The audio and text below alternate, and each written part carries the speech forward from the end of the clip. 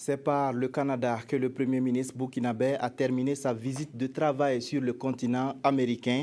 Le séjour canadien du chef du gouvernement burkinabé a été sanctionné par la signature d'un accord de protection et de promotion des investissements. Le Canada s'est engagé à financer un projet d'adduction d'eau dans le Sahel à hauteur de 19 milliards de francs CFA.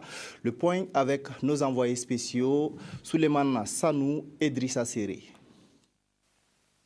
La lettre d'intention a été conclue entre le Burkina et le Canada en juin 2014 en marge de la conférence de Montréal.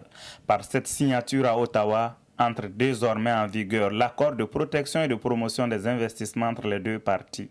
Il matérialise la volonté du Canada et du Burkina de donner des avantages aux hommes d'affaires tout en garantissant leurs investissements.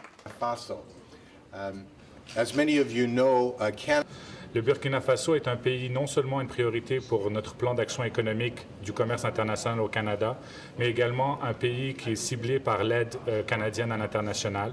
Et nous savons que le Canada est un des plus grands investisseurs miniers au Burkina Faso.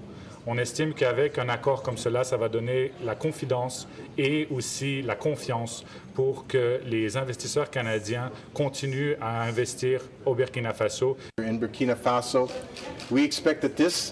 Gage de sa bonne foi, le Canada conforte cet accord de protection et de promotion des investissements par la signature d'une seconde convention. À travers celle-ci, les partenaires canadiens financeront la mise en œuvre d'un projet d'adduction d'eau et d'irrigation dans le Sahel, soit 19 milliards de francs CFA, destinés à améliorer l'accès à l'eau, notamment dans le triangle Dori-Gorom-Gorom-Marcoy. C'est un ensemble d'éléments qui ont été pris au niveau de cet accord-là, précisément l'accord sur la protection des investissements, pour pouvoir permettre aux investisseurs de ces deux pays-là de pouvoir bénéficier des différents avantages qui peuvent être accordés par un de ces pays à d'autres pays et qui ne sont pas matérialisés dans le dit accord.